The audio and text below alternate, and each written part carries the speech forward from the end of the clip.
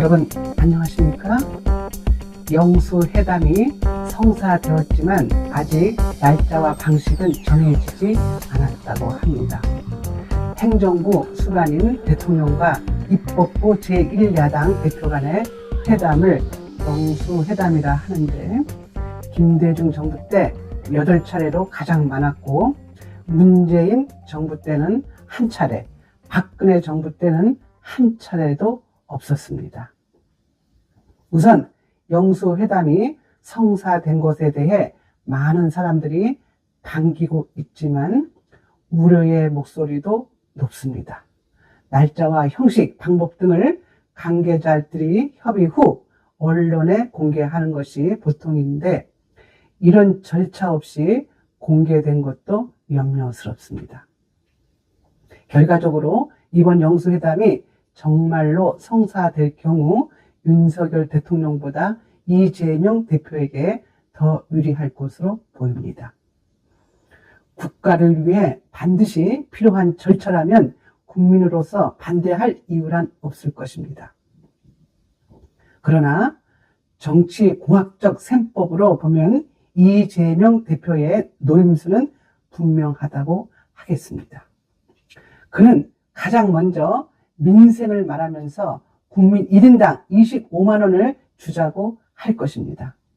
추가 경정 예산이 필요한 대목인데, 추경은 경기 침체가 올 경우에 하는 게 일반적이라고 합니다. 지금은 경기 침체 시기가 아닌데 13조 되는 추경을 편성할 필요가 없는 것입니다. 정부 부채가 1000조를 넘었고 물가 상승의 부담도 우려되기 때문입니다. 이재명은 분명히 개헌을 요구할 것입니다. 민주당이 꺼내는 개헌이 무엇이겠습니까? 대통령 임기를 4년 중임으로 하자는 것입니다. 이렇게 되면 다음 지방선거 때 대통령 선거를 함께 치르는 것입니다. 윤석열 대통령은 이 대목에서 정신을 바짝 차려야 합니다. 이재명의 노림수는 대통령 선거가 1년 앞당겨지면 재판 지연 전략이 먹힐 수 있다고 생각하는 것입니다. 이재명은 최상병 특검과 김건희 여사의 특검으로 윤석열 대통령의 목을 조여올 것입니다. 최악의 경우 내각제에서나 시행하는 연정을 언급할 수도 있습니다.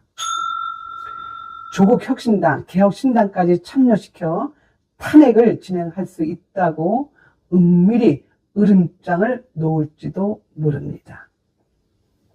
윤석열 대통령은 마음을 단단히 먹어야 하겠습니다. 박근혜 정부 때 문재인 집단은 최순실 문고리 권력과 세월호 꼬투리를 잡아 하야하도록 억압했습니다. 물러나지 않으니까 탄핵을 꺼내 들었고 결국 탄핵하고 감옥까지 보내지 않았습니까? 요즘 갑자기 이화영 평화부지사가 하지도 않은 술판 얘기를 꺼내는 것도 심상치 않습니다. 두세 달 후면 감옥에 갈 범죄자 조국도 12석을 얻어 기고만장해 있습니다. 달랑 3석을 얻은 이준석도 무고죄와 선거법 위반 수사를 앞두고 대통령 임기 단축과 탄핵 얘기를 꺼냅니다. 아주 가관이 아닙니다. 보수 여러분, 절대 흔들리지 말고 윤석열 대통령을 지켜야 하겠습니다. 윤 대통령은 가능한 영수회담을 하려면 비공개로 하지 마십시오. 그들의 수법에 휘말리게 될지도 모르기 때문입니다.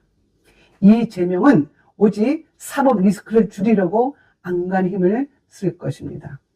1대1 만남이 꼭 필요한 것도 아닙니다. 부담스러우면 다른 사람을 끼워서 만날 수도 있고 영수회담 역사에 그런 적도 여러 번 있습니다. 총리 인선의 문제를 협의해 보는 것이 실질적으로 좋겠습니다. 어차피 누구를 인선하든 국회의 동의를 받아야 하지 않겠습니까? 민주당이 추천한 후보 가운데 대통령의 철학을 이해하고 받아들이는 사람이면 문제될 게 없다고 생각합니다. 국민의 지지가 바닥으로 떨어지지 않았습니다. 선거구 제도의 문제로 불거진 선거 참패는 받아들이되 모수의 민심을 살피고 지켜주실 것을 요청드립니다. 지금까지